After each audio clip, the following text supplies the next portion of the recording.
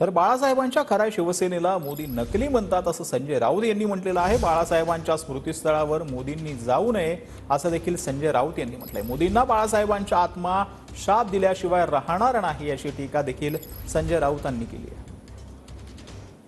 असंच ऐकलंय की नरेंद्र मोदी शिवतीर्थावर जाऊन हिंदू हृदय सम्राट बाळासाहेब ठाकरे यांच्या स्मृतीस्थळाला जाऊन वंदन करणार आहेत। ज्या मोदीनं शिवसेना माननीय बाळासाहेब ठाकरेंची शिवसेना तोडली फोडली विकत घेण्याचा प्रयत्न केला आणि उद्धव ठाकरे यांच्या नेतृत्वाखाली बाळासाहेब ठाकरेंच्या खऱ्या शिवसेनेला नकली शिवसेना म्हणण्याचं पाप केलं, अशा मोदीनं बाळासाहेब ठाकरे यांच्या स्मृतीस्थळावर जाऊन दुसरं मोठं पाप करू नये।